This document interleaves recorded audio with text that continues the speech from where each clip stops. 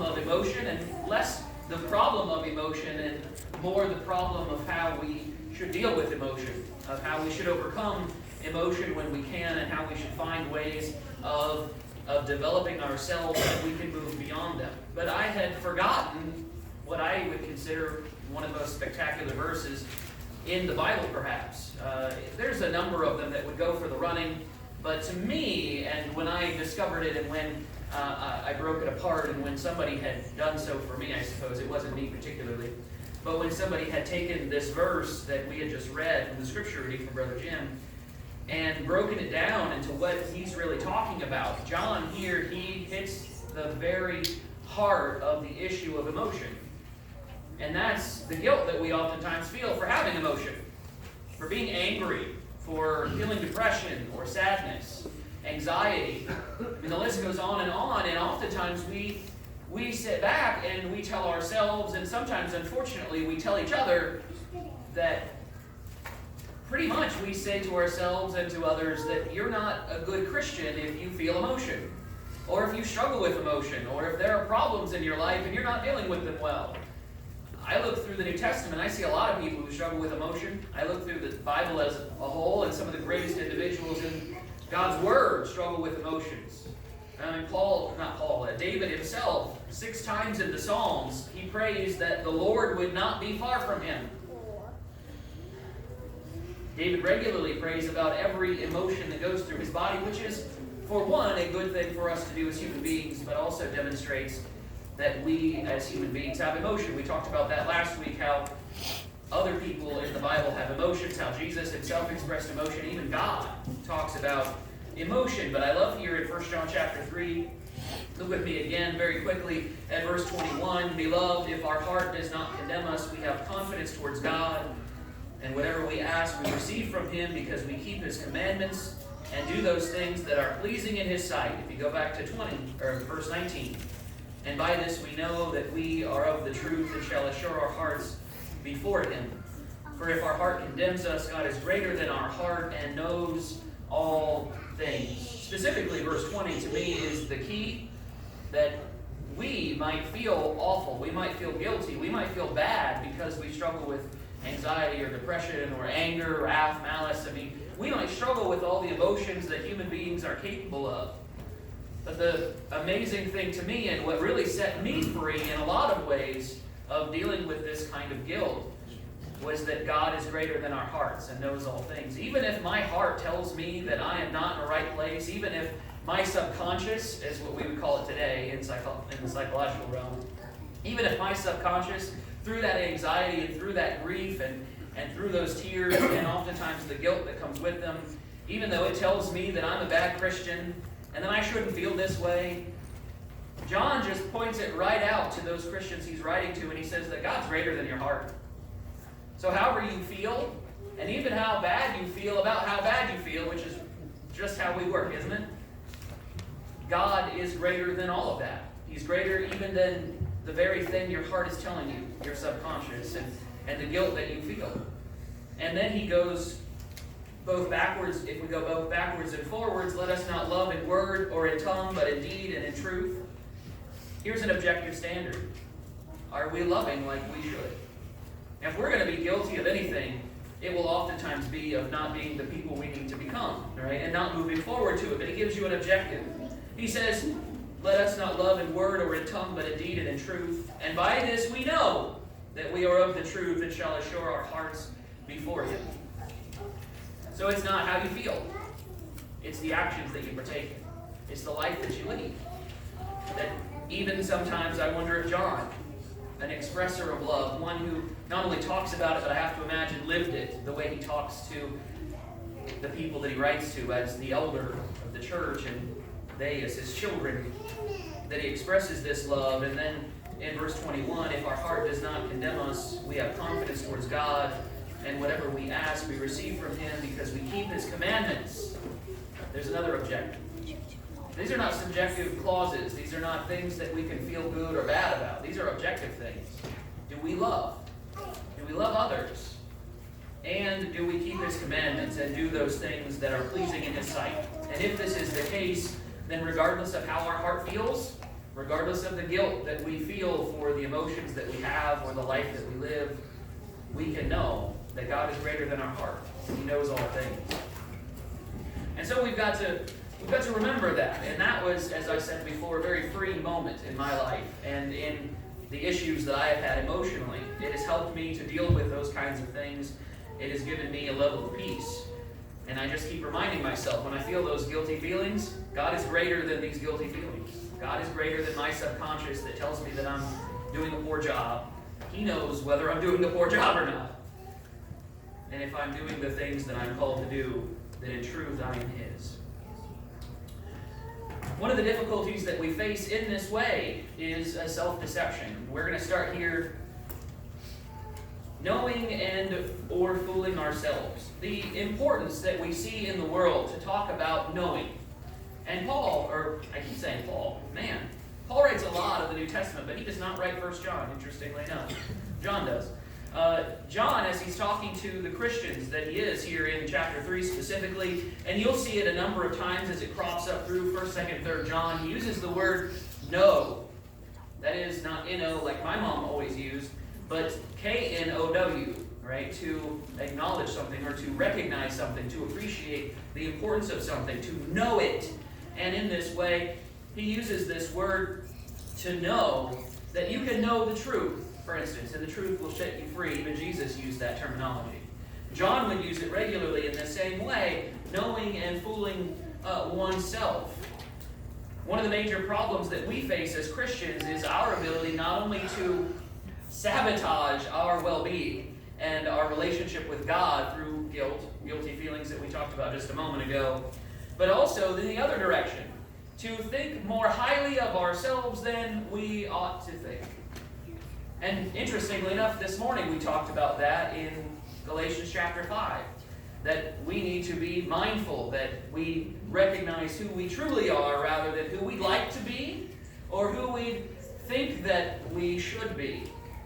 And there's an important distinction, recognizing who we are compared to who we think we'd like to be. In Luke chapter 18, we deal with a man. Jesus is talking about two men who are technically fictitious, but are so close to what people would expect from the Pharisee and the publican as a rule that he just uses it as an illustration. And he tells this story in Luke chapter 18. If you follow along with me here, Luke chapter 18 and verse 9. He also spoke this parable to some who trusted in themselves that they were righteous and despised others. So he sets the stage there, Luke does, concerning Jesus' motivation in telling this story. You got some people who think very highly of themselves and think nothing of anyone else. They have set themselves apart and they consider themselves important while others are not important.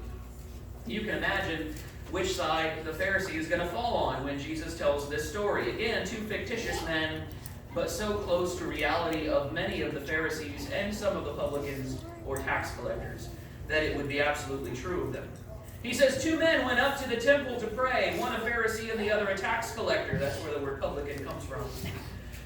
The Pharisee stood and prayed thus with himself. And I think that's an interesting clause there. With himself. Not towards God. Not even to God. But prayed with himself.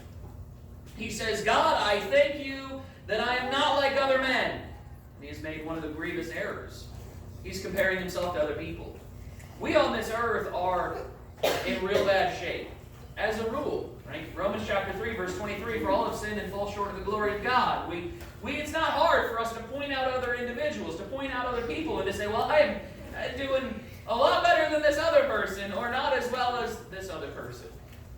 But the call for us as Christians is not to point out other people and how we, in respect to them, are doing. It's really, in fact, to point to Christ, and if anything, to see how poorly we're doing, and then to do better, and to charge ourselves with improvement. But the Pharisees, in a lot of cases, they simply looked to others to establish the bar, instead of to God. And so he looks to other people and he says, I thank you that I am not like other men. And that's really going to speak to the attitude we talk about tonight. God, I thank you that I am not like other men, extortioners, unjust, adulterers, or even as this tax collector, almost as if he ends his thought with this tax collector. Like, that would be the epitome. Like, even worse than being an extortioner or an unjust person, even worse than being an adulterer would be to be like this tax collector. They must be the lowest of the low in this guy's mind. I fast twice a week, and now he's going to get into his braggadocious nature. I give tithes of all that I possess.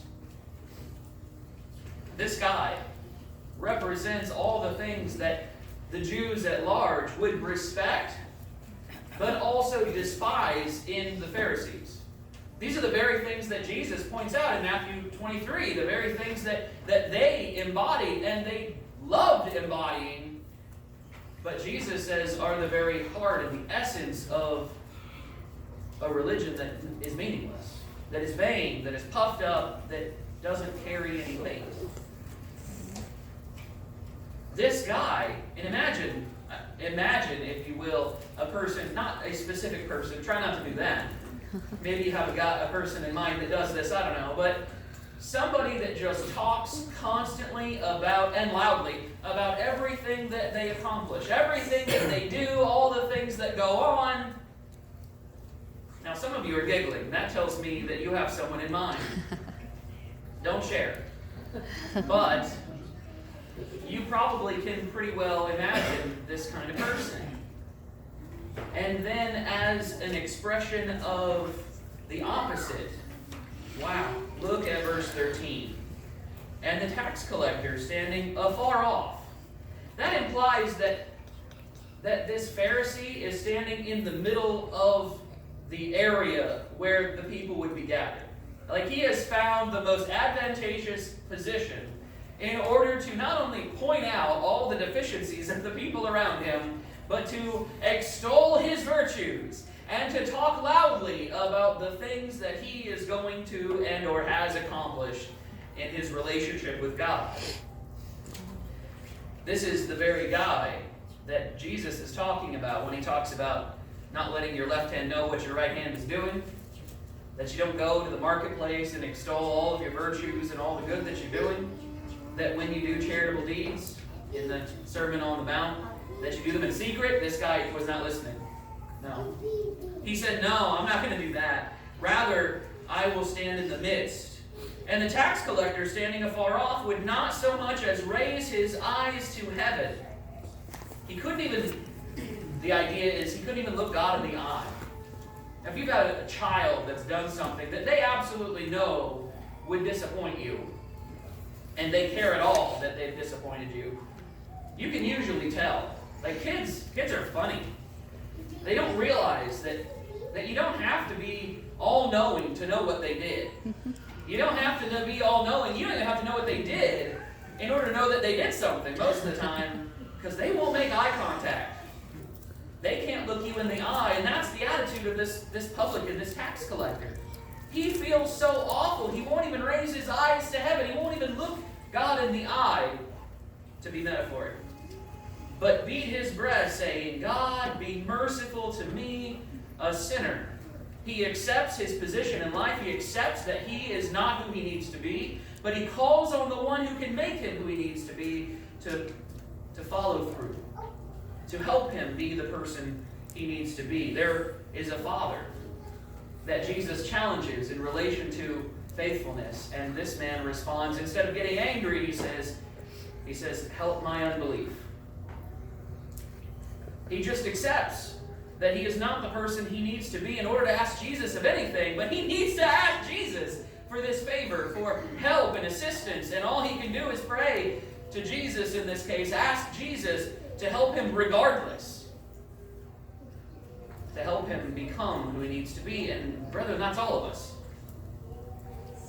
This attitude should be in each and every one of us, this understanding that we are not who we need to be, that we are not deceiving ourselves, that we're not comparing ourselves to others. He says there in verse 14, just in case you didn't get, as Jesus in this case, in case his audience didn't get which side of the coin you were supposed to fall on, I tell you, this man went down to his house justified rather than the other. For everyone who exalts himself will be humbled, and he who humbles himself will be exalted. And this is a theme that would not only run through the rest of the New Testament, and absolutely does, but would easily be carried back and throughout the Old Testament.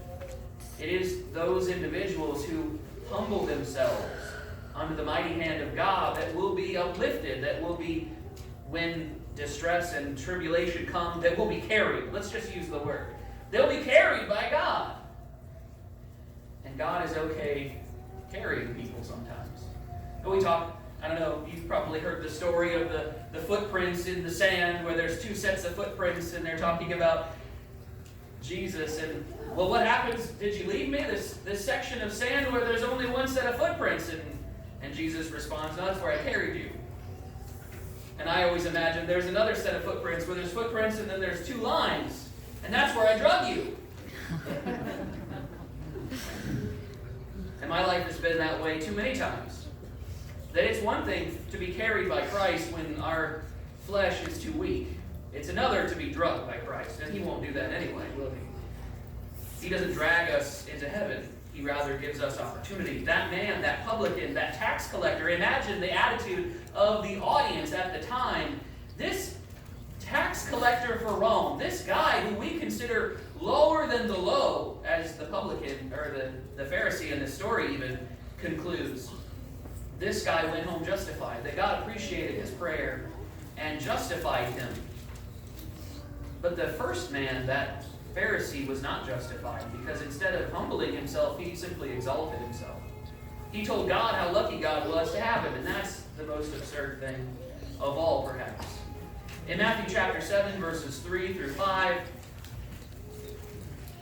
too bad people refuse to read verses 3 through 5. They don't read Matthew 7 much further than the first two verses of verse 1, which is, judge not. And then they stop. Well, verse 1 keeps going, and actually the whole chapter in the context of judging keeps going as well, because in verse 3 he says, in verse 3 through 5, I think it's verse 4, and why do you look at the speck in your brother's eye, but do not consider the plank in your own eye? We have a tendency as human beings to focus in on the nuance and the smallest infinitesimally tiny piece of problem in somebody else's life. It is very easy to give advice. It is very hard to take it. But as Christians, we need to be individuals who will not just simply challenge every speck in somebody else's eye, especially, and for hyperbolic sense, Jesus uses the word for plank. I mean, I imagine a 2x4 that's 8 feet long, just like you would buy dimensional lumber from Lowe's, or you can't buy it from Hartzog anymore, except for purchasing for building projects, but whatever. You go to Home Depot and you pick up a 2x4 that's 8 feet long, and you've got that sticking out your eye, and that's the idea that Jesus is bringing here with this word. And we say, well, that's hyperbole. Exactly. It's exaggeration. He's doing it for the right reason. You want to pull this tiny little speck out of someone else's eye when there's a log hanging out yours. We need to be more focused first internally and to get ourselves right with God before we pull out the nuances and the spectacle glasses and our magnifying lenses in order to see all the problems in everyone else's life. In 2 Corinthians chapter 10, look with me at verse 12.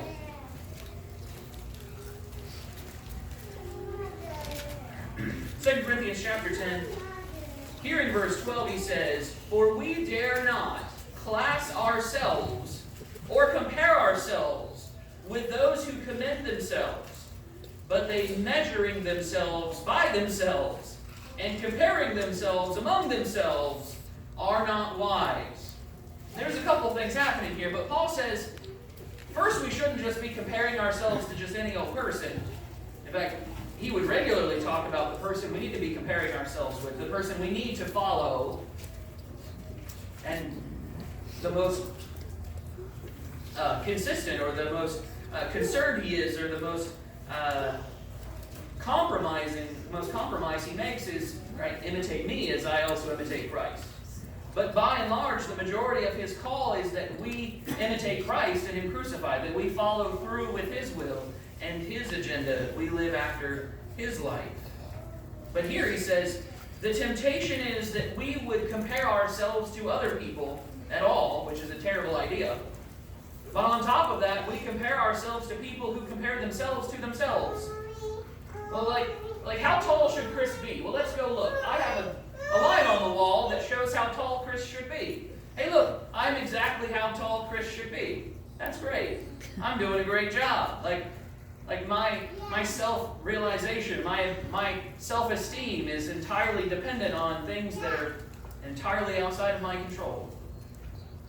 Because I can't control my height. I can platform shoes, I can do all kinds of things, but I don't have control of my height. I also don't have control, I found out recently, of my beard color. It's gray. It's annoying. I'm not supposed to have gray beard hair. So it's gone. That's what you get, beard. I can't control these things. But I also can't simply compare myself to myself and think that everything is fine. There are all kinds of people in the world who will simply say, well, I am slightly better than I was before, but by what standards are you better? By Christ's standards? Or by the world's standards? Well, I've made progress. Progress in what way, right?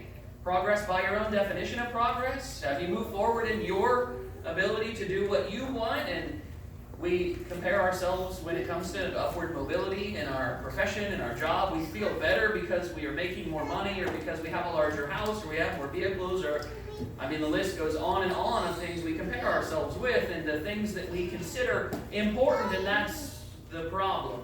And then we, as the church, sometimes, just as Corinth was, we can look outwardly and we can look into the world and say, well, we're not as bad as those people. Look what they're doing. They're comparing themselves to themselves. And Paul says, well, you're being ridiculous too, because you're comparing yourself to a person who's comparing themselves to themselves. Do you see the problem here? It's not hard to outdo people who all they ever really want to do is outdo themselves. We need to be people who compare ourselves, again, I think I've said this a number of times, and I don't know that I'll stop. We need to be comparing ourselves to Christ. And the call then in 1 Corinthians 11, verse 28, when he's talking about the Lord's Supper, of all things relating to the Lord's Supper, when I was a kid, I never thought about examining myself. I never thought about thinking whether I should be taking this supper or not, or whether my life was in keeping with God's will to the degree that it would be even appropriate for me to do so. Because where I was going at the time, they didn't encourage you to. As far as I could tell, they didn't encourage anyone to question anything. There again, big problem. We need to be people who question ourselves, question our faith, examine, he said. So let a man, verse 28, examine himself, and so let him eat of this bread and drink of this cup. Why? Because there are consequences. For he that eats and drinks in an unworthy manner, eats and drinks condemnation, destruction unto themselves, not discerning the Lord's body. I always wondered what that last part meant. Is that what they weren't doing? Were they not discerning the Lord's body, or does it not affect the Lord's body? Like, you, as an individual, can take it in an unworthy manner, and I might not know the slightest thing about it, right? I might not know. It might be a personal thing that you are not right with God, and if you take it, does that affect the rest of the body of Christ? No. So that's one possibility, what he means there, right? Not discerning the Lord's body. One of the problems could be that both you are not discerning the Lord's body, you're not respecting the sacrifice that he made, but it's also possible that he means that it doesn't affect the rest of us if one person in the assembly is problematic. Right? So some denominations, some groups have what's called close communion, where they examine each other. That's effectively what close communion means. They decide whether you can take part in communion or not. That's not what he says.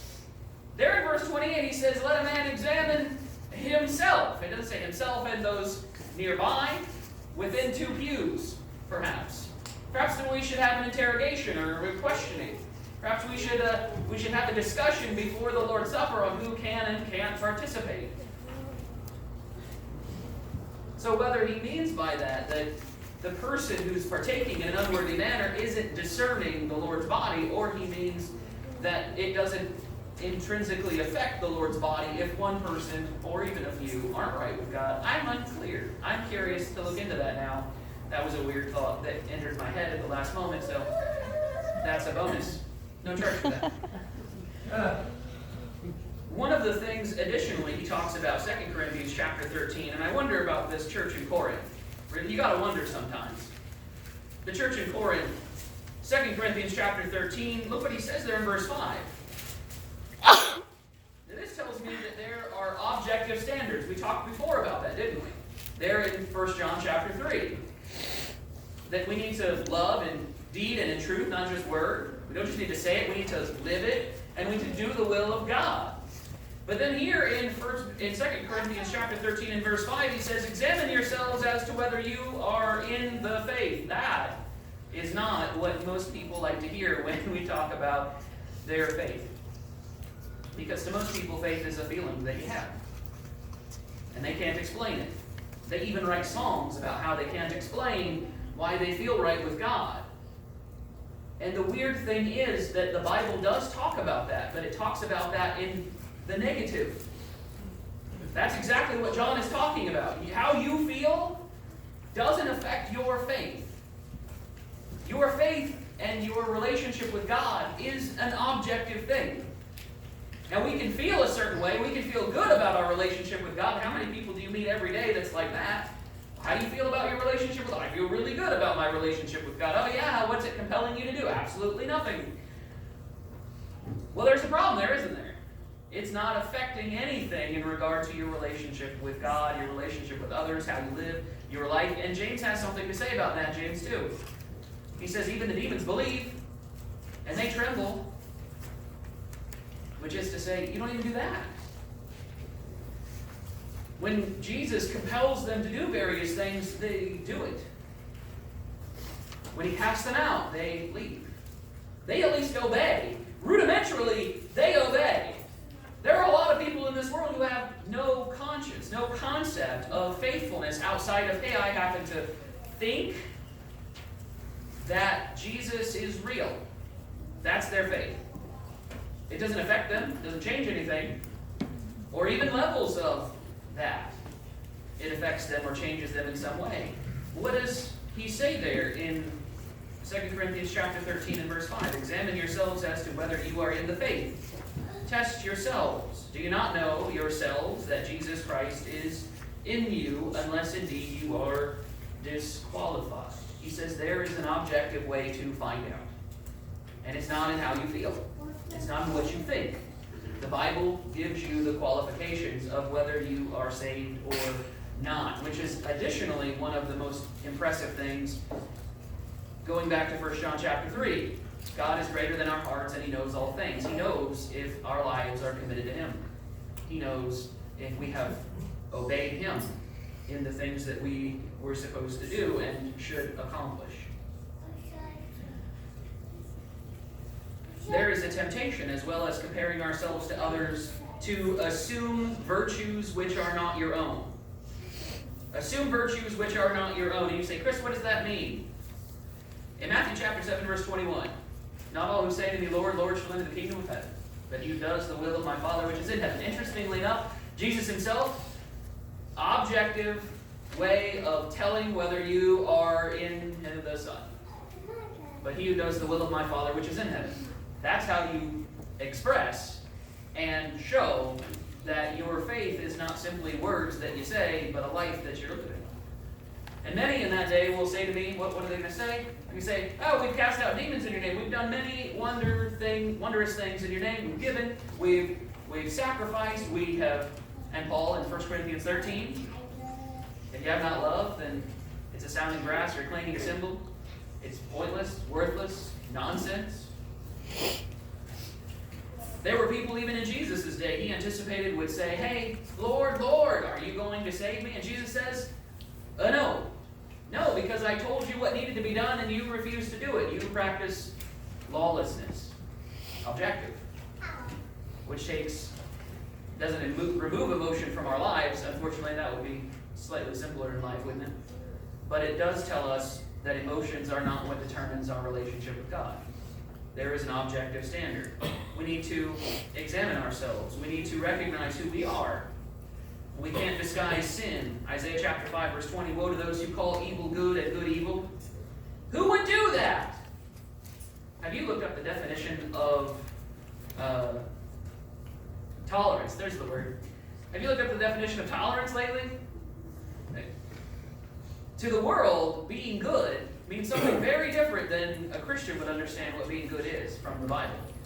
Tolerance, I absolutely tolerate the sins of people around me. Like are who they are, and I'm going to preach the Word of God, and I'm going to do the best that I can. But to many people in the world, tolerance is to not say anything in regard to the decisions that other people make. That is not the tolerance that the word actually means, to be fair, nor is it what the Bible concludes is right or good. In fact, it's the exact opposite. And yet, people have made that to be what the standard of this world is, good. But who determines what's good? Jesus himself said, who is good but God? And so we need to make sure, right? We are in good shape because I don't commit those really bad sins. You know what I mean. You know, those really bad ones. I don't do any of those. So my relationship with God must be sound then. That's not how it works. Because we can call darkness light and light darkness. We can call bitter sweet and sweet bitter. I considered that with one of my children, teaching them that the color green is actually the color blue, just to see what would happen. You know, and how long, you know, how much of a mess I can create in their lives as they go through kindergarten. These are why these things always stay in my head rather than in practice. 1 John chapter 1 and verse 6, he says, if we say we have fellowship with him and walk in darkness, we lie and do not practice the truth. Objective. I can't get over how objective the Word of God is. That it tells us explicitly how to live our lives in Christ. It tells us when we should abide by his will, which is all the time. It tells us how to abide by that will so that we do not need to worry about how we feel. We need to work through it and find resolution to it, but it doesn't affect who we are. And we need to recognize that whatever someone sows, that he will also reap. Galatians chapter 6, verses 7 and 8, and I love how he begins this. Practically any time that any of the Bible writers say, be not deceived, or I want you to know, you should pay attention. And you should probably read it twice or 3 times just to be sure you understand the magnitude of what he is saying, because he says, do not be deceived. God is not mocked, which is the second element to that. God knows what he's talking about. For whatever a man sows, that he also will reap. For he who sows to the flesh will of the flesh reap corruption, but he who sows to the Spirit will of the Spirit reap everlasting life. How often have we as Christians even been tempted to do that fleshly thing, thinking to ourselves that it's simply one decision, it's simply one choice. And we don't recognize the magnitude of us making decisions in the moment even that compel us into unrighteousness. We must be people who put unrighteousness where it belongs, who commit ourselves to the well-being of Christ and his kingdom in this world. Because whatever a man sows, that he also will reap.